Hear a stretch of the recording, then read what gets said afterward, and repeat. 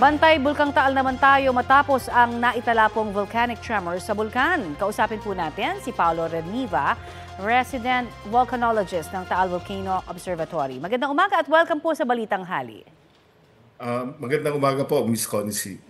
Opo, kamusta po ang pagbabantay nyo sa Bulkang Taal? May mga volcanic tremors pa rin ho ba kayong namomonitor hanggang sa mga sandaling ito?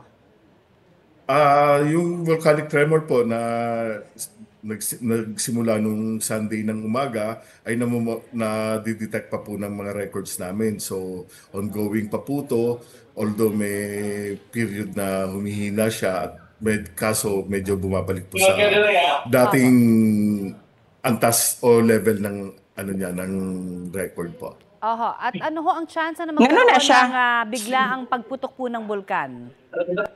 Kasi yung tinitingnan po doon sa volcanic tremor, nung June 16 po kasi, nagkaroon din po tayo ng isang maliit o mahinang pagsabog sa Taal Volcano. Bago po nangyari yon, nagkaroon din po nga nung tremor o na nagdulot ng pagtaas ng tinatawag naming real-time seismic amplitude measurement o paglakas ng enerhiya na dulot ng continuous na tremor na yon. So, sa ngayon po, binabantayan po namin kung magkakaroon nga rin po ng posibilidad na magkaroon ng ganong pagsabog po. Ano ba ang parameters na tinitignan ninyo kung kailangan ng itaas ang alert level ng bulkan ngayon mula sa alert level 1? Kasi ang nabalitaan po natin, kung sumabog man ito ay maaring hindi naman ganong kalakas. Opo, so sa alert level 1 po na classified as low level volcanic undress, meron rin po tayong mga naitatala mga paglindol, may nasusukat na sulfur dioxide, may liit na pamamaga ng bulkan.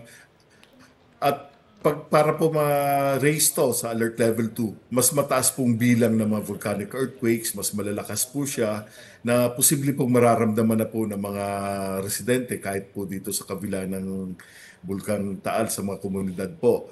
At medyo malaki po yung ground deformation na tinatawag natin o pamamaga ng bulkan at mas mataas na level po ng volcanic gases. So sa ngayon po medyo wala pa naman tayo sa ganung antas o level base po sa monitoring ng PBOLS po.